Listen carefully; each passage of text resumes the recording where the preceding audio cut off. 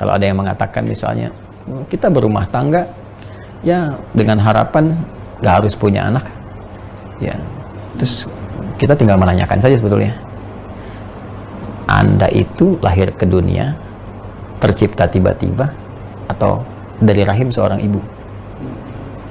Kalau dia jawab dari rahim seorang ibu misalnya, ibu Anda saja tidak pernah terfikirkan untuk tidak memiliki Anda.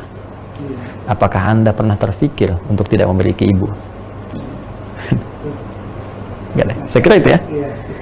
Nah, jadi saya kira kita tidak bisa menolak sebuah fitrah, karena hak untuk memberikan keturunan itu prerogatif Allah Subhanahu wa taala. Bagaimanapun berikhtiarnya itu tidak mudah. Ya, kadang-kadang ada yang ingin punya keturunan, Allah berikan misalnya sesuai kemampuan dia, ya, terlihat lambat padahal ada hikmah di baliknya. Ada yang pengen cepat jadi lambat, ada yang pengen lambat pengen jadi cepat, ada yang pengen laki-laki jadi perempuan, ada yang pengen perempuan jadi laki-laki.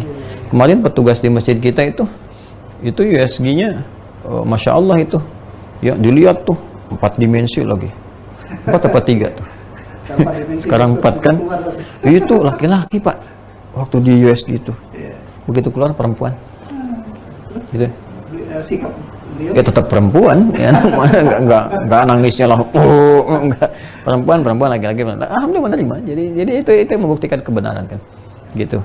Jadi Allah ya habu liman yasha, Allah memberikan anugerah kepada siapa yang dikehendaki dengan hikmah tertentu. Jadi saya kira begini, isu-isu semacam ini yang sifatnya dalam pandangan saya tidak produktif ya, ya seharusnya tidak harus diviralkan gitu ya. Dan juga anjuran kepada siapapun kalau punya persoalan-persoalan pribadi sifatnya atau pengalaman yang sifatnya pribadi yang bukan menjadi hukum-hukum general ya, konsumsi publik, sudahlah lebih baik jadi konsumsi pribadi saja, dikonsultasikan untuk mendapatkan pencerahan-pencerahan yang baik sehingga merasakan ketenangan.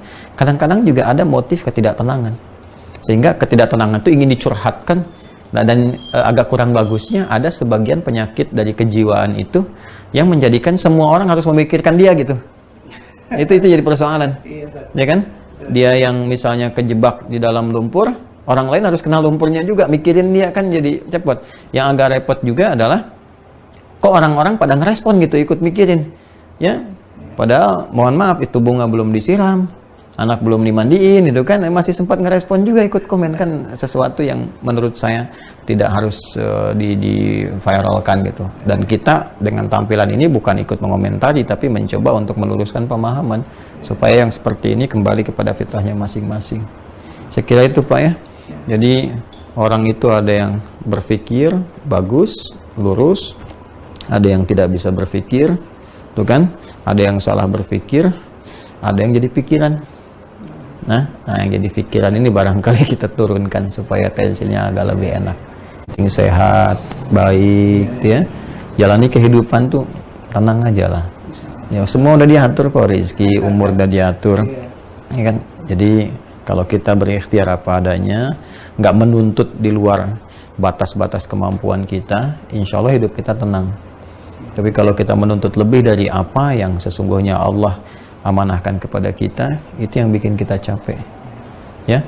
Keturunan sudah diatur, pernikahan sudah ada aturannya, jadi jangan coba mengatur lagi sesuatu yang sudah teratur sehingga kehidupan kita menjadi lebih tidak teratur pada hakikatnya.